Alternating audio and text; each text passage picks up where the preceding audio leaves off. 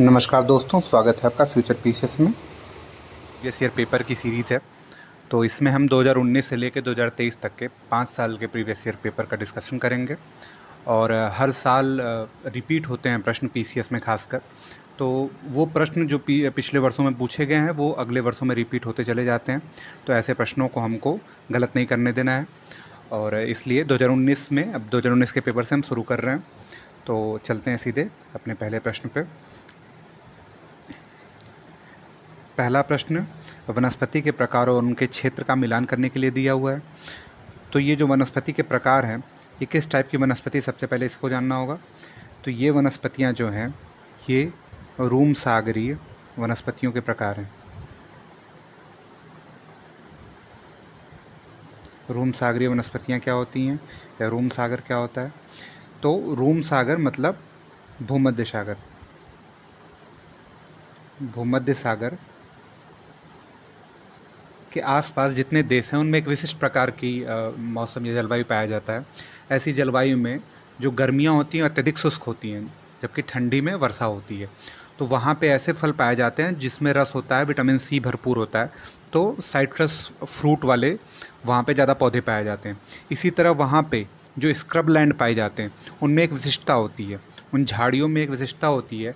उन्हीं के आधार पर ये झाड़ियाँ विश्व में जहाँ जहाँ भी वितरित हैं, उन्हीं वनस्पति प्रकार के आधार पर ये क्षेत्र दिया हुआ है। अब हमको देखना होगा कि ये वनस्पतियाँ कहाँ कहाँ मिलती हैं। तो अगर हम लोग वर्ल्ड का मैप, एक बेसिक मैप बनाएं, तो ये नॉर्थ अमेरिका हो गया, ये साउथ अमेरिका हो गया, ये यूरोप कॉन्टिनेंट, अफ्रीका कॉन्टिनेंट, ये यूरेशिया, और फिर ये अगर ऑस्ट्रेलिया छोटा सा बनाए तो हम लोग अब देखेंगे कहाँ कहाँ पे रूम सागरीय, भूमध्य सागरीय जलवायु पाई जाती है। तो ये उत्तरी अफ्रीका के ऊपरी हिस्सों में पाई जाती है, फिर ये यूरोप में पाई जाती है, मतलब भूमध्य सागर, ये जो भूमध्य सागर है इसके किनारे किनारे चारों तरफ। इसके अलावा ये कैलिफोर्निया में पाई जाती है, जो कि नॉर्थ अमेरिका का हिस्सा है। इसके अलावा चिली एक कंट्री है साउथ अमेरिका की, वहाँ पर ये जलवायु पाई जाती है। और पश्चिमी ऑस्ट्रेलिया में पाई जाती है। यहाँ एक शहर है पर्थ, वहाँ पे भी ये जलवायु पाई जाती है। तो इसी जलवायु के पास ये स्क्रब लैंड या झाड़ी नुमा क्षेत्र हैं। तो अलग अलग जगह अलग अलग क्षेत्र स्थित हैं। जैसे कैलिफोर्निया घाटी में जो स्क्रब लैंड है उसको हम लोग चैपेरल कहते हैं।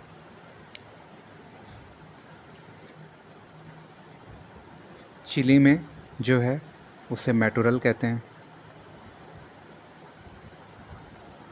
जो भूमध्य सागर के पास स्क्रब लैंड है उसको माकवी कहते हैं। और दक्षिण अफ्रीका के पास जो है उसको फिम्बस कहते हैं, फिम्बस। तो इस आधार पर हम आसानी से मिला सकते हैं। माकवी को मिलाएं तो हमको भूमध्य सागर के तटीय क्षेत्र, दूसरा फिम्बस को मिलाएं, 3 2 3 1 4। इस तरह हमारा विकल्प ए सही हो जाता है, 2 3 1 4। अगले प्रश्न पे चलें। तो ये प्रश्न इजी में गिना जाएगा। ये मध्य एशिया मध्य एशियाई देश हैं और उनकी राजधानियों का मिलान है। ये हर बार ये ऐसा प्रश्न पूछ लेता है क्योंकि ये आपस में कंफ्यूज करते हैं। तो इसमें कुछ कठिन नहीं है। अगर ये देखें तो सीधा सीधा राजधानियों को सामने ही लिखा हुआ है। उज्बेकिस्तान की राजधानी ताशखंद है, तजाकिस्तान की राजधानी दुशांबे, किर्गिस्तान के बिश्केक और तुर्कमेनिस्तान की अश्गाबाद। तो 1 2 3 4 ये हमारा आंसर सही हो जाता है। फिर से वनस्पतियों से प्रश्न है। इसमें एक वनस्पति जो ध्यान देने वाली बात है वो है बेओबाब। ये वनस्पति विशिष्ट सहारा वनस्पति है। सहारा आप जानते हैं, एक ऐसा एरिया जहाँ पे अत्यधिक शुष्कता होने की, गर्मी होने की वजह से वहाँ वनस्पतियाँ बहुत कम सर्वाइव कर पाती हैं। ऐसे में ये जो वृक्ष है वो वहाँ अपने सर्वाइवल के लिए ही जाना जाता है और ये फलदार वृक्ष है, इसलिए ये प्रश्न का एकदम केंद्र हो जाता है। तो अगर बेओबाब वृक्ष जो है ये हम सहारा में पाया जाता है। अब अधजीवी वनस्पति से ऐसी लताएं जो दूसरे पौधों का सहारा लेकर वृद्धि करती हैं, ये भूमध्य रेखी वनों की विशेषताएं। देवदार भूमध्य सागरीय और बबूल सवाना की विशेषता है। इस आधार पर हम अगर मिलाएं तो हमारा आंसर हो जाएगा 2 4 3 1। तो 2 4 3 1 हमारा विकल्प सी सही हो जाएगा। चलते हैं अगले प्रश्न पे। ये विश्व की जनजातियों से प्रश्न है। तो पिग्मी जनजाति कहाँ पाई जाती है? पिग्मी फेमस जनजाति है कांगो बेसिन की, ये सही मिलान है। अंगामी नॉर्थ ईस्ट नागालैंड की एक जनजाति है। एनू प्रसिद्ध जनजाति जापान की है। किर्गिज जो है वो सूडान की जनजाति नहीं है। किर्गिज मध्य एशिया, अभी जो हम लोग ऊपर कंट्रीज़ देखे हैं जिसमें हम लोग उज्बेकिस्तान, तजाकिस्तान, किर्गिस्तान, ये किर्गिज भी वहीं बिलोंग करती है और ये ठंडे प्रदेशों की जनजातियां हैं और ये पशुपालन पर निर्भर हैं। अगले प्रश्न पे चलते हैं। अगला प्रश्न जियोपॉलिटिक्स से है। हिंद महासागर कई बड़ी शक्तियों का सैन्य अड्डा बन गया। अब आप जान रहे हैं हिंद महासागर, ये अगर हिंद महासागर ऐसे है, ये सुमात्रा है, ये इधर फिर अरब प्रायद्वीप है। तो जो हिंद महासागर है वो बड़ी शक्तियों का सैन्य अड्डा, बड़ी शक्तियाँ मतलब इंडिया और चाइना दोनों इस पे कंट्रोल के लिए तत्पर रहते हैं। तो चाइना ने, आप लोग पता है, यहाँ पे श्रीलंका का हम्बनटोटा, बांग्लादेश का चटगांव, जिबूती, अफ्रीका का यहाँ जिबूती एक कंट्री है उसको, और इस तरह से ग्वादर, पाकिस्तान का ग्वादर, इस तरह एक मोतियों की माला रणनीति के तहत, मोतियों की माला रणनीति के तहत भारत को घेरने और हिंद महासागर पर अपना प्रभुत्व बनाने के लिए ये एक प्रयास किया गया। तो इंडिया भी इसका काउंटर करने के लिए म्यांमार का सितवे, ईरान का चाबहार बंदरगाह, श्रीलंका के पास एक बंदरगाह लिया हुआ है। इस तरह से चाइना ने भी, इंडिया ने भी चाइना का तोड़ निकालने के लिए विभिन्न पत्तनों को लीज पे लेकर उसको डेवलप करने का काम किया। तो हिंद महासागर कई बड़ी शक्तियों का सैन्य अड्डा बन गया है, ये इस लिहाज से हम सही पाते हैं। हिंद महासागर से निकटवर्ती देशों को बहुत भौगोलिक राजनीतिक लाभ है। जाहिर सी बात है, जो हिंद महासागर पर रूल करेगा वो पूरे एशिया, साउथ एशिया को कंट्रोल करेगा, इसलिए कथन कारण दोनों सही है और ये व्याख्या भी करता है, इसलिए हमारा पाँचवें का ए सही हो जाएगा। मध्य भारत में स्थित पहाड़ियों का क्रम दिया हुआ है। तो अगर हम ऐसे मध्य भारत को बना लें, ये गुजरात हो गया, ये कच्छ का हो गया, मध्य भारत हो गया। तो मध्य भारत में जो क्रम दिया हुआ है, तो पहले हम बना लेते हैं, 4 पहाड़ियों का क्रम दिया हुआ है। इसमें सबसे पश्चिम की पहाड़ी सतपुड़ा है, इसके बाद महादेव पहाड़ी है, फिर छत्तीसगढ़ मध्य प्रदेश के सीमा पे मैकाल है और झारखंड में छोटा नागपुर है। ठीक है, इस लिहाज से सतपुड़ा, महादेव, मैकाल और छोटा नागपुर, ये हमारा विकल्प बी सही हो जाता है। भारत में सर्वाधिक सघनता वाला, 7वें प्रश्न पे आते हैं। भारत में सर्वाधिक सघनता वाला भूकंपीय क्षेत्र हिमालय क्षेत्र है। अब जानते हैं भारत को कुल 5 क्षेत्रों में बांटा गया है, 5 भूकंपीय क्षेत्रों में बांटा गया है, जो 1 से 5 तक इसकी इंटेंसिटी बढ़ती जाती है। तो हिमालय हमारा जोन 5 का भूकंपीय क्षेत्र है और हिमालय कई अनुदैर्ध्य उत्क्रम क्षेत्र स्थित है। अनुदैर्ध्य उत्क्रम क्षेत्र कैसे है? हिमालय में 3 तरह की घाटियाँ और 3 तरह की पहाड़ियाँ भी है, जिसमें हमारा ट्रांस हिमालय है, ट्रांस हिमालय जिसमें काराकोरम, लद्दाख, जास्कर, फिर हिमाद्री जिसको वृहद हिमालय कहते हैं वो भी है, फिर लघु हिमालय जिसमें पीर पंजाल, महाभारत श्रेणी है, इसके बाद शिवालिक। इस तरह से 4 कुल हमारे पास श्रेणियां हैं, उनके बीच में घाटियां हैं, जिसमें एमसीटी घाटी, एमबीएफ घाटी और सबसे ऊपर सिंधु सांगपो सिवचर जोन, इस तरह की घाटियां हैं। इसका विस्तार से अध्ययन भौगोलिक भूगोल में हम लोग हिमालय के दौरान करते हैं। तो ये कथन कारण दोनों सही है और इसकी व्याख्या करता है, इसलिए विकल्प ए सही है। प्रश्न नंबर 8 चलते हैं। मणिपुर पहाड़ियों से घिरा इम्फाल बेसिन एक सरोवरीय मैदान का उदाहरण है। आप लोगों को पता है मणिपुर में एक सरोवर भी है, काफ़ी फेमस है, और लोकटक झील इसे कहते हैं। लोकटक झील है जो नॉर्थ ईस्ट में ताजे पानी की एक झील है।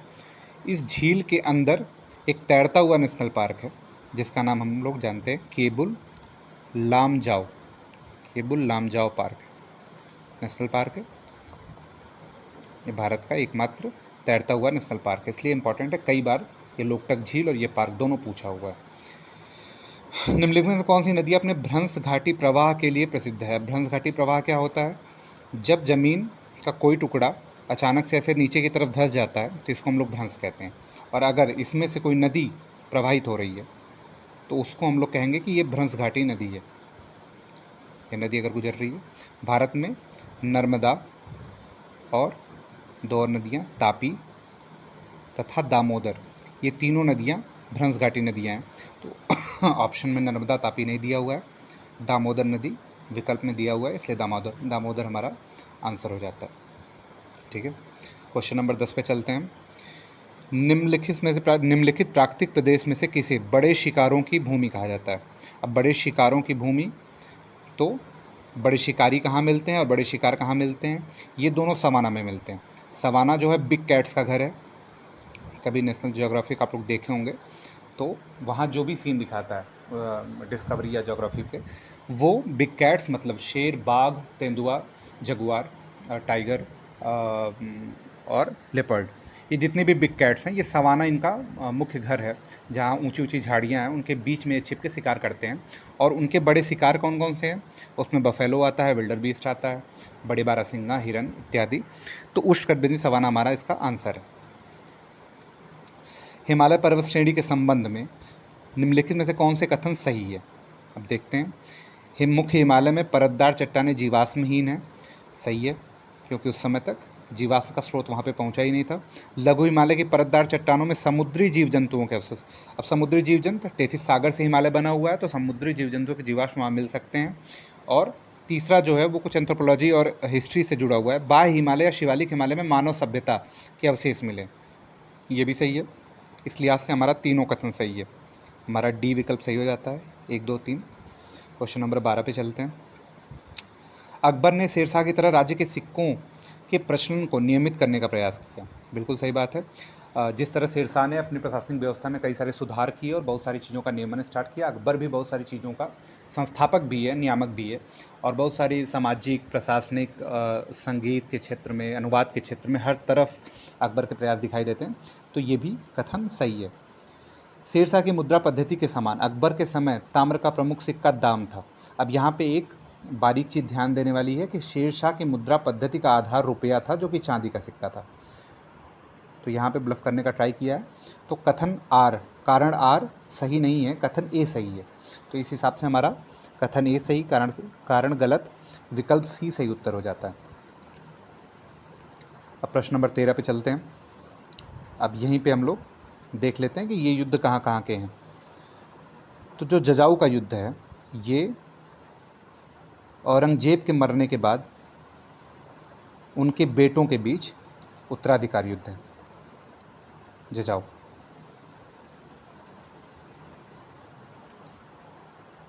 आजम, मुअज्जम और शाह आलम,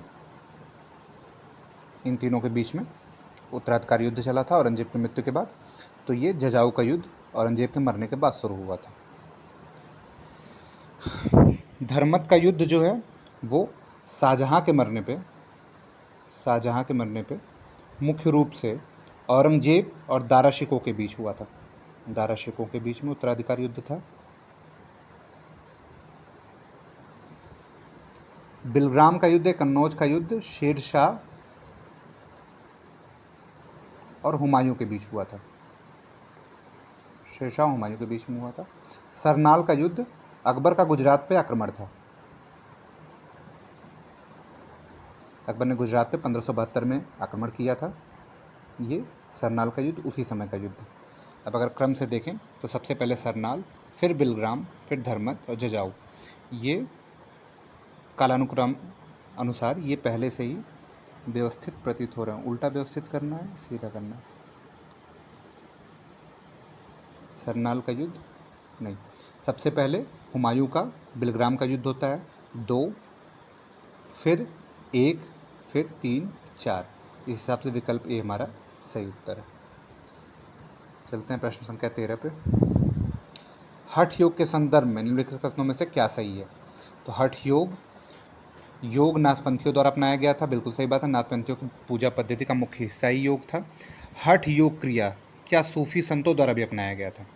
अब इसमें एक नाम इम्पॉर्टेंट है जिसका नाम है निजामुद्दीन औलिया। निजामुद्दीन औलिया जो कि जिनकी दरगाह दिल्ली में थी, और इनको योग के कारण, इनके योग में सिद्धि के कारण इनको योगी सिद्ध भी कहते हैं। हालांकि मुस्लिम पद्धति में योग का कहीं भी उल्लेख नहीं है, लेकिन इन्होंने ये चीज़ें सीख के अपने में शामिल किया था, क्योंकि ये समन्वय की संस्कृति में विश्वास रखते थे। तो संगीत, समाज, ये सब जितनी निषेध चीज़ें थी इस्लाम में, इसके साथ साथ योग को भी इसने अपनाया। तो इसलिए ये दूसरा कथन भी सही है, दोनों कथन सही हैं। आगे चलते हैं। इक्ता व्यवस्था की विशिष्टता नहीं है। अब इक्ता व्यवस्था इल्तुतमिश ने शुरू की थी, इल्तुतमिश की इक्ता व्यवस्था है। इक्ता एक राजस्व एकत्रित करने की व्यवस्था है, सही है। सियासतनामा इक्ता व्यवस्था की जानकारी का स्रोत है, ये भी ठीक है। इक्ता से एकत्रित राजस्व सीधा सुल्तान के खाते में जाती थी, यही गलत है। ये सीधा सुल्तान के खाते में नहीं जाती थी, बल्कि मुफ्ती जो होते थे वो इसको इकट्ठा करते थे, अपना खर्च चलाते थे। अगर कुछ बचता था, अगर कुछ बच जाए तो उसको फाजिल कहते थे। फाजिल जो होता था वो फिर आके सुल्तान के या राजकीय कोष में जमा हो जाता था। अभी सुल्तान के पास नहीं, राजकीय कोष में जमा हो जाता था। आगे दिया हुआ है सुमेलित कौन सी पुस्तक नहीं है, तो तबकाते नासिरी मिनाजुल सिराज सुमेलित है। तारीख़ फ़िरोज़ शाही अफ़ीफ़, ये भी सुमेलित है। हुमायूं नामा गुलबदन बेगम, ये भी सुमेलित है। तुगलक नामा को इब्न बतूता ने नहीं लिखा था, बल्कि बर्नी ने लिखा था, तो ये सुमेलित नहीं है। जियाउद्दीन बर्नी ने तुगलकनामा लिखा हुआ था, फिरोज शाह तुगलक को समर्पित किया था। नेटिव मैरिज एक्ट 1872 में आया था, लॉर्ड नॉर्थब्रुक के समय में।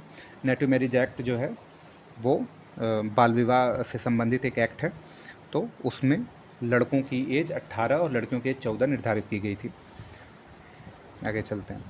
केशव चंद्र सेन का नाम आप लोगों ने सुना होगा, उन्होंने इसके लिए प्रयास किया था, तो ये नेटिव मैरिज एक्ट उनके प्रयासों से सफल हुआ था, आया था। अब यहाँ पे कुछ किसान आंदोलन दिया है, कुछ जनजातीय आंदोलन है, उनका मिलान करना है। पाबना जो है वो 1873 का है। एका 1922 में उत्तर प्रदेश के हरदोई और सीतापुर में ये चला था।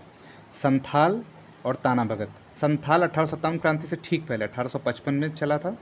संथाल के नेता कौन थे, ये पूछा हुआ है कई बार। संथाल के नेता थे सीधू और कान्हू, ठीक है। ताना भगत, संथाल ये सी का 1 हो गया, ताना भगत 1914 में हो गया। एका कहाँ हुआ था, अभी बताया हम लोग, उत्तर प्रदेश में, ये अवध क्षेत्र में हुआ था, और खासकर हरदोई सीतापुर अवध क्षेत्र में हुआ था।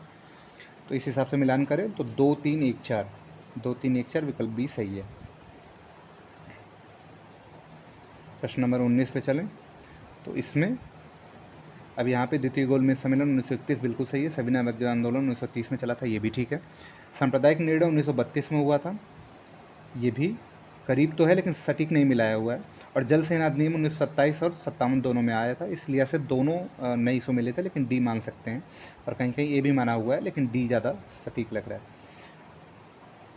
अब चलते हैं, क्रम से सजाना है, आसान है। जलियांवाला बाग 13 अप्रैल 1919, तो केवल ईयर लिखिएगा।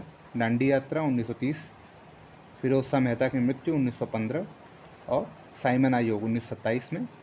नियुक्ति हुई थी, आया था 1928 में। तो इस लिहाज से देखें तो 4, 2, 1, 3, 4, 2, 1, 3 विकल्प ए सही है। आईएनए के अधिकारियों पर मुकदमा चलाया गया था, लाल किला में ये मुकदमा चलाया गया था। आईएनए, जिसे सुभाष चंद्र बोस ने गठित किया था द्वितीय विश्व युद्ध में, अंग्रेजों के ऊपर विदेशी शक्तियों या अंतर्राष्ट्रीय शक्तियों की सहायता से भारत पे एक सैन्य कार्रवाई थी। तो जो लोग बच गए अधिकारी ऐसे गिरफ्तार हो गए थे, जिनका प्रत्यर्पण हो गया था, उनके ऊपर मुकदमा चलाया ब्रिटिश सरकार ने, तो उनका मुकदमा लाल किले में सुना गया था, इसलिए इसको लाल किला मुकदमा भी कहा जाता है। 22वें प्रश्न पे चलते हैं। बंगाल की एशियाटिक सोसाइटी की स्थापना वारेन हेस्टिंग के काल में हुई थी, सही है। उसने सर विलियम जोन्स को इसका अध्यक्षता, विलियम जोन्स की इसकी अध्यक्षता दी थी, ये भी एक विद्वान थे। वारेन हेस्टिंग स्वयं में एक विद्वान तथा प्राच्य विद्या, सही कह रहा है, प्राच्य विद्या का समर्थक था। कैसे जानते हैं हम लोग, क्योंकि इसने कलकत्ते में मदरसा बनवाया था, कलकत्ता में मदरसा बनवाया था। तो ये खुद प्राच्य शिक्षा का समर्थक था, लेकिन इसने जो है अध्यक्षता खुद नहीं की। और जो विलियम जोन्स हैं, इन्होंने अभिज्ञान शाकुंतलम का अनुवाद किया है। ये कालिदास का एक महान काव्य है शाकुंतलम। तो ये दोनों अपने आप में तो सही है, लेकिन व्याख्या नहीं करता है, क्योंकि एक दूसरे का कारण नहीं है, इसलिए हमारा विकल्प ए नहीं, विकल्प बी सही हो जाता है। राष्ट्रीय पंचांग, अब राष्ट्रीय पंचांग हमारा विक्रम संवत पे आधारित नहीं है, शक संवत पे है, ये ध्यान देने वाली बात है, ये बेसिक जानकारी है। शक संवत पे आधारित है, और इसे 1950 में नहीं 1957 में अपनाया गया था, इसलिए दोनों ही विकल्प सही नहीं है। अब कैग के बारे में अगला प्रश्न है। कैग कैग के अधिनियम में 1976 में संशोधन हुआ था, जिससे कैग की कंट्रोलर की शक्ति ले ली गई थी और उसे केवल अकाउंट जनरल मतलब लेखाकार की शक्ति उसके पास बाकी रह गई थी। ये एक महत्वपूर्ण फैक्ट है। इसका 24 का सी सही हो जाता है। भारत में नियोजित विकास का विरोध महात्मा गांधी ने किया था। महात्मा गांधी भारी उद्योग के समर्थक नहीं थे। वो किसके समर्थक थे? कुटीर उद्योग के समर्थक थे, सहकारिता के समर्थक थे, और उनका था कि ये ग्राम स्वराज उनका उद्देश्य था कि गांव-गांव एक प्रोडक्शन यूनिट बने, एक उत्पादक इकाई बने, और सरकार अब इस क्षेत्र पे ज़्यादा ध्यान दे रही है। शुरुआत में तो नियोजित विकास पे ही ध्यान दिया गया था, क्योंकि नेहरू जी नियोजित विकास के समर्थक रहे थे। आगे प्रश्न नंबर 26 पे चलते हैं। भारत का संविधान अनुच्छेद 30 अल्पसंख्यक वर्ग को परिभाषित नहीं करता। बिल्कुल सही है, परिभाषित नहीं करता है। संविधान केवल भाषाई और धार्मिक अल्पसंख्यक वर्ग को मान्यता देता है। ठीक है, दोनों सही है, लेकिन एक दूसरे की व्याख्या नहीं करते हैं। ठीक है, दोनों अपने आप में सही कथन है। भारतीय संघात्मक व्यवस्था, इसमें राज्य को संघ से अलग होने का अधिकार नहीं है। बिल्कुल सही बात है। अलग होने की मात्र वकालत करने पे व्यक्ति की स्वतंत्रता की सुरक्षा मिलेगी, नहीं, ये बिल्कुल गलत है। कैसे गलत है? आर्टिकल 19(2) जो है वो वाक एवं व्यक्ति की स्वतंत्रता पर प्रतिबंध लगाता है। और किस आधार पर लगाता है? बहुत सारे आधार हैं, उसमें एक आधार एकता और अखंडता भी है। तो देश की एकता अखंडता के खिलाफ अगर आप व्यक्ति की स्वतंत्रता का इस्तेमाल करते हैं तो आपको सुरक्षा नहीं मिलेगी, बल्कि क्या मिल सकता है? दंड मिल सकता है, राजद्रोह का केस चल सकता है आपके ऊपर। तो इसका केवल 27 का ए सही है। प्रश्न संख्या 28 पे जाते हैं। इस पे जो हमारा 7वीं अनुसूची है, जिसमें ये विषय दिए गए हैं, राज्य, केंद्र और समवर्ती सूची, जो तीनों सूचियां हैं उनका मिलान करने के लिए दिया है। तो देखते हैं। दल बदल विरोध 10वीं अनुसूची, बिल्कुल सही है। जनगणना संघ सूची का विषय है, जनगणना केंद्र सरकार कराती है। सार्वजनिक स्वास्थ्य राज्य सूची का विषय है। ठीक है, लोक स्वास्थ्य या जिसको कहते हैं कि पब्लिक हेल्थ, ये राज्य सूची का विषय है। लेकिन राज्यसभा में सीटों का बंटवारा द्वितीय अनुसूची में नहीं है। किसमें है? ये चौथी अनुसूची में। ठीक है,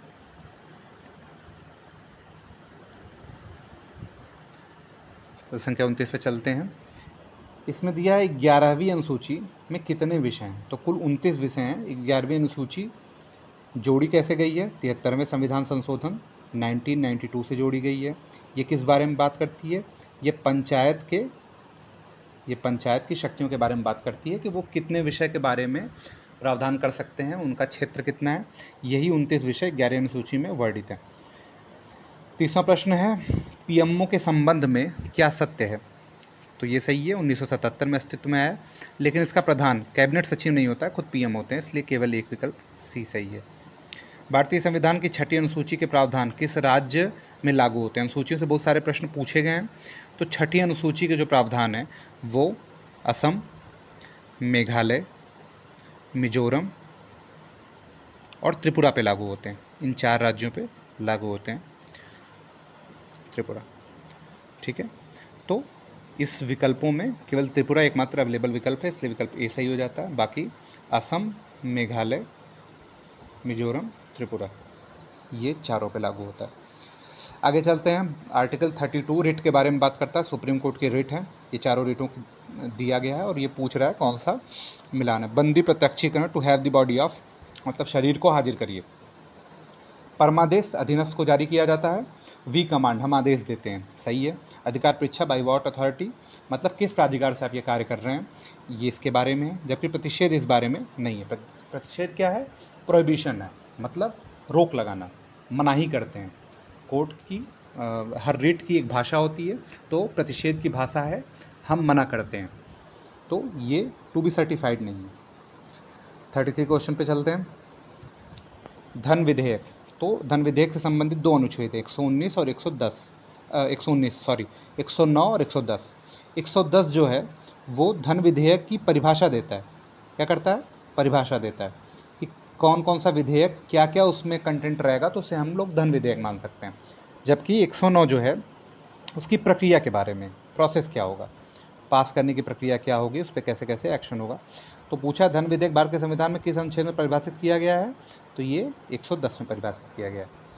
प्रश्न संख्या 34 और 35 ये करंट अफेयर्स के तब के प्रश्न हैं जिनको आपको अटेम्प्ट नहीं करना है, हम लोग को सीधे चलना है। प्रश्न संख्या 41 पे, प्रश्न संख्या 41 है, भारतीय भाषाओं का केंद्रीय संस्थान, एकदम फैक्चुअल प्रश्न है, ये मैसूर में स्थित है, आप लोग को याद कर लेना है। ये रिपीट हो सकता है क्योंकि ये फैक्चुअल प्रश्न है ना, इसमें कुछ भी अधुनातन पुराना नहीं है, ये तुरंत रिपीट हो सकता है।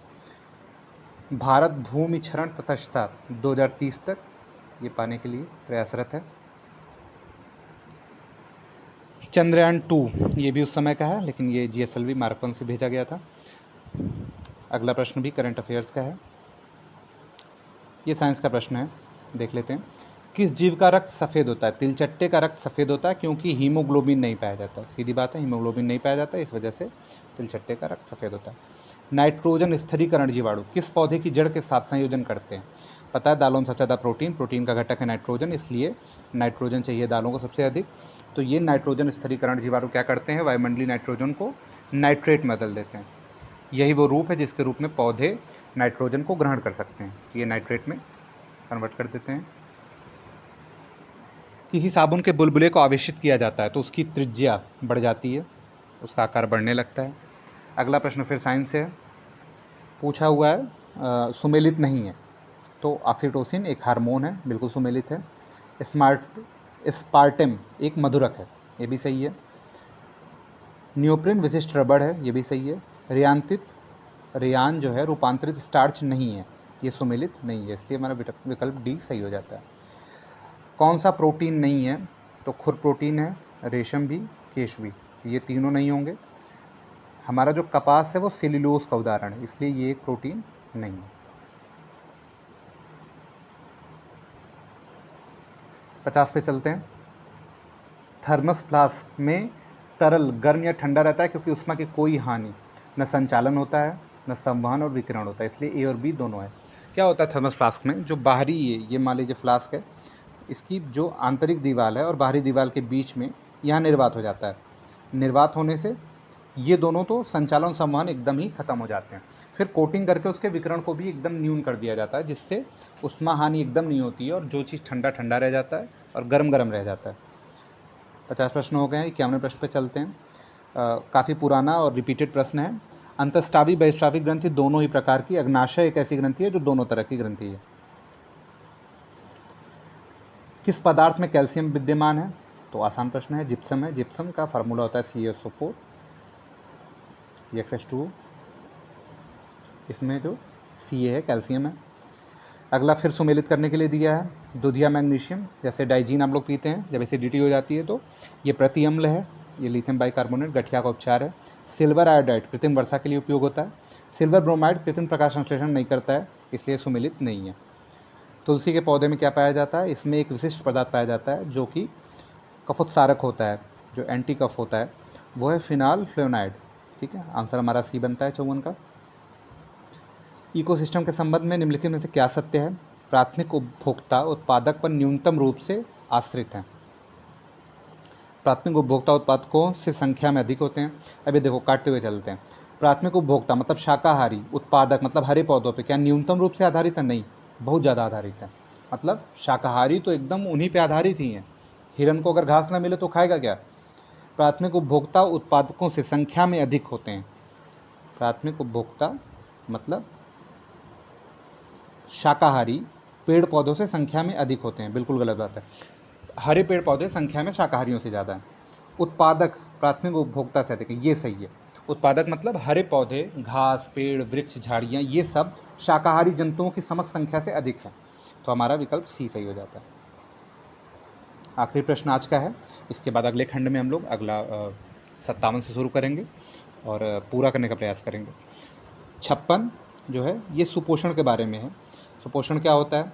जब किसी वाटर बॉडी को, किसी झील को, किसी तालाब को हम लोग प्रदूषित करते हैं किसी तरह से, चाहे ऐसे अनिम्नलिखित कोई पदार्थ डाल लेते हैं उसमें, तो उसमें क्या होता है, जैसे मान लीजिए हम लोगों ने कपड़ा धो के उसका जल किसी जल स्रोत में बहा दिया, उसमें क्या होता है, कैल्शियम, मैग्नीशियम, सोडियम इत्यादि तत्वों की बढ़ोतरी हो जाती है उस स्रोत में, तालाब में। अब उस तालाब में इसके बढ़ोतरी होने से जो फाइटोप्लैंक्टन होते हैं वो क्या होते हैं, बढ़ने लगते हैं और धीरे धीरे वो पूरे तालाब की सतह पर फैल जाते हैं। तो उनकी संख्या में तो बहुत ज़्यादा वृद्धि हो जाती है, लेकिन वो उनकी वृद्धि से क्या होता है, पानी में जो घुलित ऑक्सीजन है वो घटने लगती है, क्योंकि उसी ऑक्सीजन का यूज़ करके वो अपनी संख्या बढ़ाते हैं। उनको पोषक भी मिल गया और पानी से ऑक्सीजन भी मिल गया। लेकिन ऑक्सीजन खींच लेने से पानी के अंदर जो जीव रह रहे हैं, जो मछलियाँ रह रही हैं, वो मरने लगती हैं। तो वो एक तरह से जैविक मरुस्थल का रूप धारण कर लेता है, तो सुपोषण खतरनाक हो जाता है। तो पहला ऑप्शन दिया है, ये जल निकाय में पोषक तत्व संवर्धन, ये पोषक हैं, इनके संवर्धन की घटना है, बिल्कुल सही है। यह जल में घुलित ऑक्सीजन को कम करता है, बिल्कुल सही, क्योंकि जो ये पोषक तत्वों से जो संवर्धन होता है उस पे फाइटोप्लैंक्टन का, वो घुलित ऑक्सीजन को सोख लेते हैं अपनी वृद्धि के लिए, तो ऑक्सीजन कम हो जाता है, जिससे वो पूरा वाटर बॉडी एक जैविक मरुस्थल में कन्वर्ट हो जाता है। तो ये खतरनाक है, और इस लिहाज से हमारा 56 का सी सही है। तो अगली सीरीज में हम लोग इसके आगे के प्रश्न करेंगे। आप लोग जुड़े रहिए। बहुत बहुत धन्यवाद।